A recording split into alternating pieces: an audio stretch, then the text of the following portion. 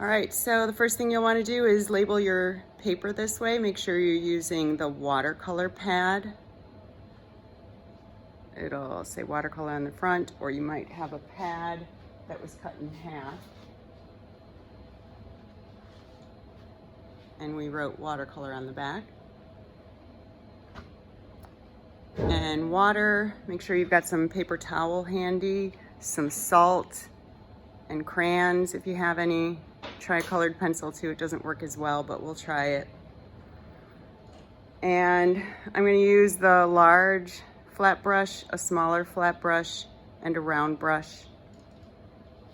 Remember that you need to prep your palette. So pour some water into one of the wells, one of the larger wells, and then add paint directly from one of these smaller wells.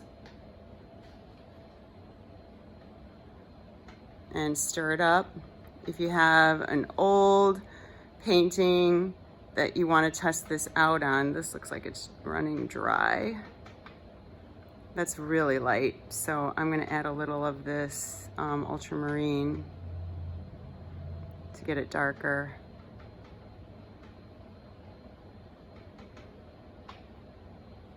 And test it out on the extra paper that you have. You want it light and watery, not too dark, not too light. We're going to start out with the solid wash. This works just like the gradient wash that we did first, but we want it to be solid. So I'm going to take my paints and prop up the top of the watercolor pad so that it creates a slant in the pad. And charge up my brush, wipe half of it off, and paint a stripe across the top. That's not enough paint. I want a little bit more than that. I want enough that it starts to drip down like that and create a bit of a puddle on the bottom. And then I want to touch the brush along that puddle, so that each time I create a brush stroke, it's pulling the pigment down. Gravity pulls it down. And that should pull the pigment down evenly. I'm getting a little streaking going on in there. That's not what I want. That's not ideal. Then I'll flatten it back out. And hopefully that'll flatten out a little bit better. So over here, we're going to try lifting with the brush, creating white areas in the painting by lifting out with a brush. So we're going to do this two ways. I want to make my wash a little bit darker than what I have here, so I'm going to add more pigment to the wash. Over here, when we create add water to the pigment and make it more watery, that's called a wash.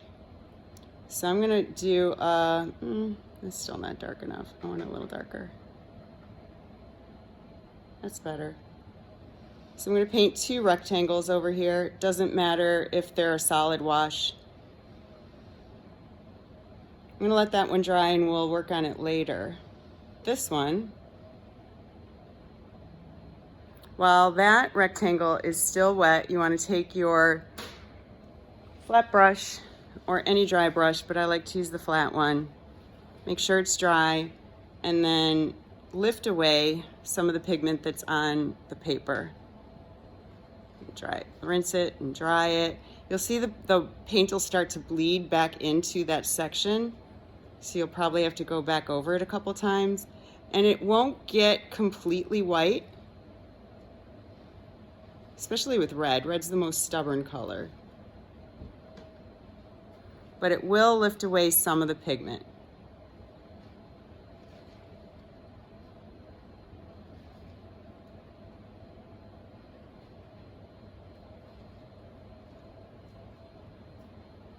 And now it's a little bit drier. So let's see what happens when the paper dries out just a little bit more. There's not as much bleeding after I lift away.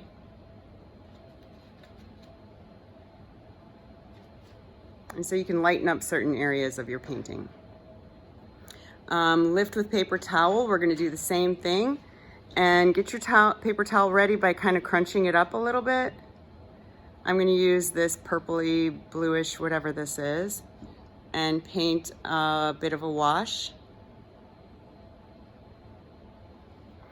And then with the crinkled part of the paper towel, I'm just gonna press right down and lift up. Press and lift up.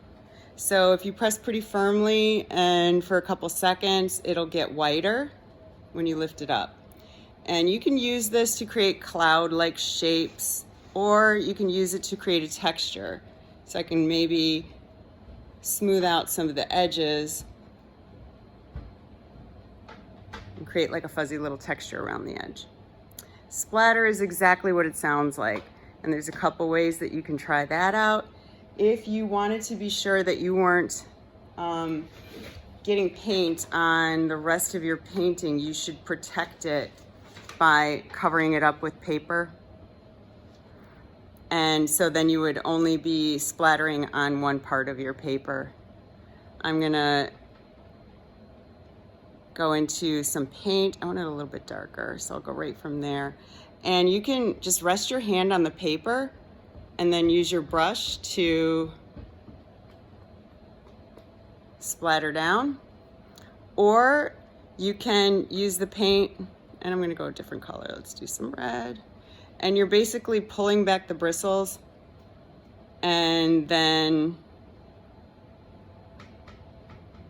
I don't have any paint left. And getting some splatter on there.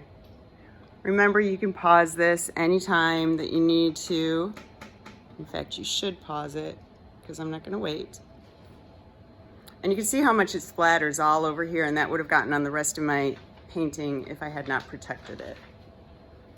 Scumble is when you get your brush kind of messy with paint, stab at the palette, and then stab at the paper. And that gives you a nice soft, light texture. You can let that dry or go back into it with another color while it's still wet.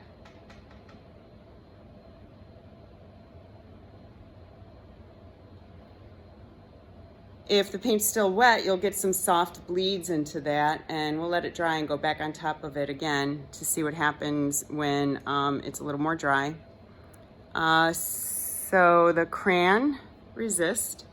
If you have a light crayon or a white crayon, that's kind of fun. That one is not totally white and had a little dirtiness in it. Let's see what happens with colored pencil. Colored pencil doesn't always work as well, I don't think. We'll just color over that. Those are light colors, so I'm going to use dark color from the palette. And so you can see the crayon resists a lot more than the colored pencil, but you can still kind of see the colored pencil. Now the salt, you want to use with a little bit of a darker color. Pour salt into your hand first. Just a little bit of salt into your hand. And then paint the area that you want to use the salt with. You want it kind of wet, not too wet. And then sprinkle the salt in there, and you can see what happens. The salt kind of pulls the pigment together. And you have to let this dry before you can take the salt away. I'm just gonna throw some right here, just to make it two different kinds of techniques in one. You have to wait till it dries before you can brush the salt off. Now let's go back up here. It's a little bit more dry, so we're gonna try to lift with brush again. This time you want the brush a little bit damp.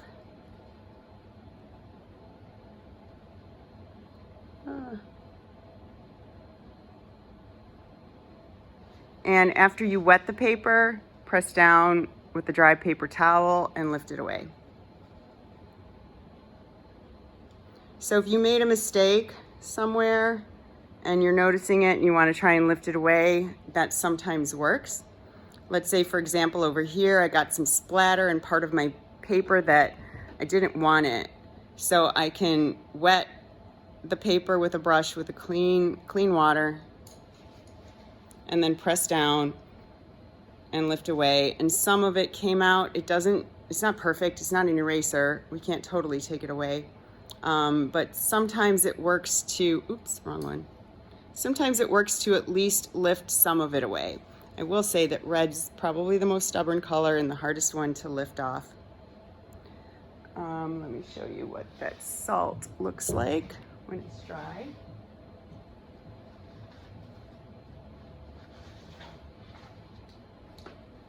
Here's one from earlier. So you just brush the salt off and it leaves that cool kind of looking texture. When this is a little bit more dry, you can go back on top of it and do some more scumbling. Maybe a different color, maybe the same color. If you want like a little bit more texture that doesn't bleed right in. And it gives you some more volume and depth in your painting. And then as always, you'll want to rinse out your brushes really well.